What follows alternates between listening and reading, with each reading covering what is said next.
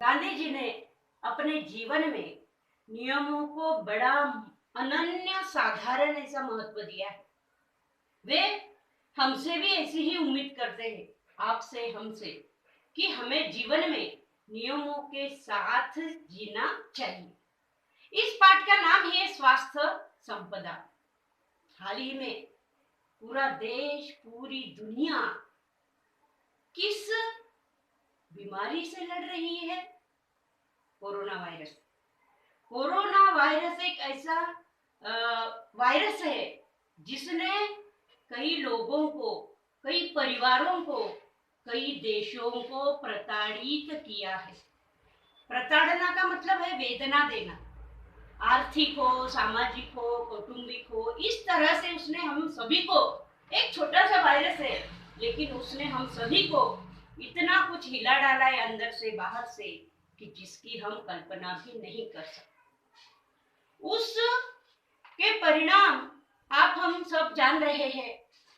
गांधी जी ने कहा है कि यदि हमारे जीवन में नियम हो, हमारा आहार अच्छा हो और हम अपने आप को स्वावलंबी बनाए, तो हमें किसी तरह का कोई भी रोग बोलो, अस्वस्थता बोलो, बीमारी बोलो, नहीं हो सकती। पाठ का नाम ही दिया है स्वास्थ्य संपदा।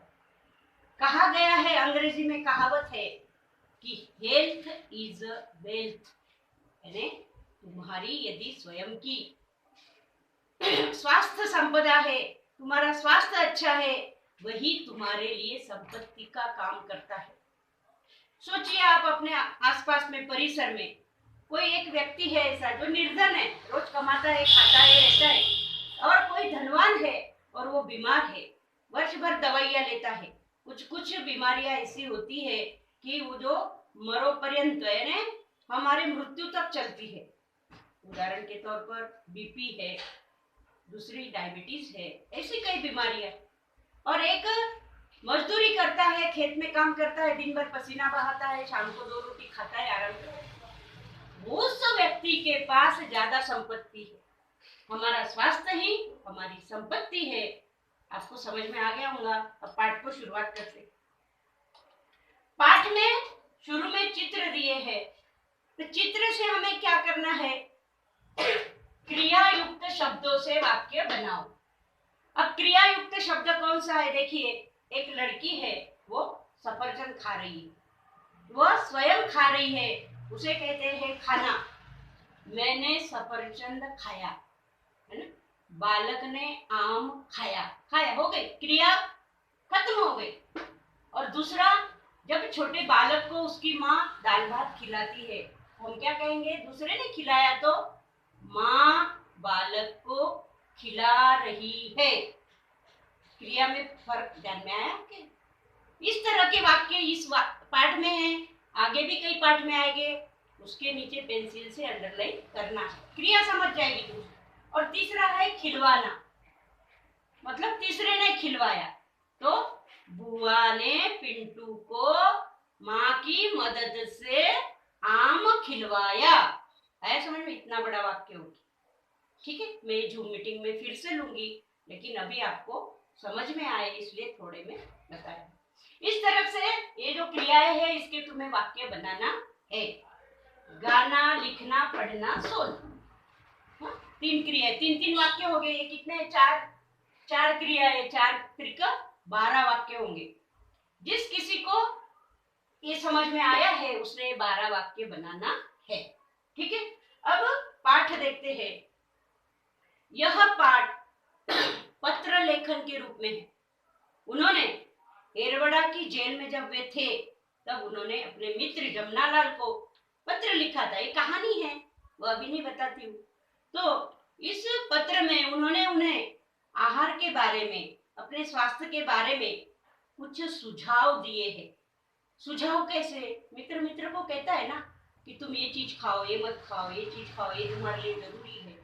और इस तरह की हमारे शरीर को जो आवश्यक है वही चीजें हमें खानी चाहिए। उससे क्या होगा? हमारा स्वास्थ्य अच्छा होगा, हमारी संपत्ति, हमारा पैसा बचेगा और हम ज्यादा साल तक जिएंगे, हमारी उम्र भी बढ़ेगी। हर कोई जीना चाहता है, कोई मरना नहीं चाहता है। ठीक है, तो अब पाठ को शुरुआत करते हैं। इसमें कुछ नए शब्द आए हैं, ये शब्द आपने लिख लेना है। यदि किसी के अर्थ समझ में ना आए तो जूम मीटिंग में मुझे पूछना, ठीक। एरवड़ा मंदिर 8/11/32, 1932 में यह पाठ लिखा है। आज से करीबन 90 वर्ष हो गए हैं और 10-12 वर्ष से 100 वर्ष हो जाएगी। अभी 2020 शुरू है। चिरंजीव जमनालाल, देखिए चिरंजीव हम किसे लिखते हैं? जो हमसे छोटा है, उनका जो मित्र है हम प्रिय लिखते हैं, तो उसे उन्होंने चिरंजीव शब्द लिखा है। माता पिता, गुरु, बड़ी बहन, बड़ा भाई, अपने से छोटा जो भी है उसे चिरंजीव शब्द लिखते हैं। इतना ध्यान में रखना है। आजकल तो पत्र लेखन बंद हो चुका है, लेकिन परीक्षा में कभी आता है, 10वीं में होता है ये विषय, तो आपको बराबर समझ में आ जाए। तुम्हारा पत्र अभी मेरे हाथ लगा, सुना और उसका जवाब लिख रहा हूँ। जवाब मतलब उत्तर। तुम चाहते हो वे सब आशीर्वाद टोकरियों में भर तुम्हारे जन्म दिवस पर तुम्हें मिले। देखिए कितनी सुंदर भावना है। गांधी जी कहते हैं कि तुम्हारी जो भी जीवन के प्रति इच्छा है, वे सारे आशीर्वाद तुम मुझसे प्राप्त करना चाहते हो। मुझसे तुमने आशीर्वाद मांगा है, इसलिए मैं इसी अपेक्षा व्यक्त करता हूँ, ऐसी शुभकामना करता हूँ कि ये सारे आशीर्वाद तुम्हें तुम्हारे जन्म दिवस पर मिले। टोकरियों में ना, ऐसी टोकरी होती है ना, टोकरियां भर भर कर तुम्हें आशीर्वाद मिले। इस वाक्य के पीछे की भावनाओं को समझने का प्रयत्न करो। तुम्हारे स्वास्थ्य के संबंध में सब कुछ जानने के बाद भी जो विचार मैंने बताए हैं उन पर मैं स्वयं दृढ़ है ना, पक्का हो, निश्चय। तुमको अपने खर्च से भोजन प्राप्त करने की छुट्टी मिल सके तो उसे प्राप्त करने में कोई दोष नहीं है, कोई बुराई नहीं है। दोष मतलब अवगुण या कोई कमी या कोई बुराई। तुम्हें खाना खाने की जो छुट्टी मिलती है, उस समय में तुम बाहर जाते हो, खाना खाते हो, इसमें तुम्हारा कोई दोष नहीं है। कोई 10-20 मिनट ज्यादा भी लगाते हैं। आपको पता है जब स्कूल में मदली छुट्टी होती है तब कई सारे बच्चे बेल बजने के बाद भी आते रहते हैं, है ना। ये दोष है।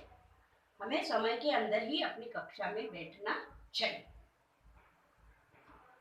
शरीर को एक अमानत समझकर यथासंभव उसकी रक्षा करना रक्षक का धर्म है। देखिए कि हमारा धर्म क्या है, कि हमें भगवान ने जो शरीर दिया है उसकी हमें रक्षा करनी चाहिए। भगवान ने हमें जिस तरह का भी शरीर दिया है, गोरा है, काला है, ऊंचा है, नाटा है, मोटा है, पतला है, उसकी हमें रक्षा करनी चाहिए, उसे अच्छे से संभालना चाहिए। मौज मजे के लिए गुड़ की एक डली भी न मांगो, न लो, परंतु औषधि के तौर पर महंगे से महंगे अंगूर भी मिल सके तो प्राप्त करने में कोई बुराई नहीं दिखाई देती। किसी से मांगते समय किसी से एक गुड़ की डली भी नहीं मांगनी चाहिए। फुकट में कुछ नहीं मांगना चाहिए। स्वाभिमानी व्यक्ति तो कभी किसी का लेता ही नहीं, उपकार ही नहीं लेता है।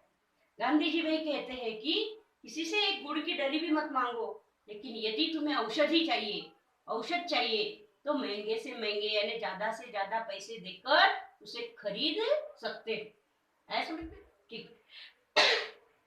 इसलिए ऐसे भोजन को ग्रहण करने में उद्वेग की आवश्यकता नहीं। उद्वेग मतलब गुस्सा। हमें अगर अपने स्वास्थ्य के लिए किसी से भोजन मांगना है, उसके लिए हमें शर्मिंदगी नहीं आनी चाहिए। किसी बात का हमारे मन में बुरा विचार नहीं आना चाहिए, मन नाराज नहीं होना चाहिए, गुस्सा नहीं आना चाहिए। अगला भाग हम दूसरे वीडियो में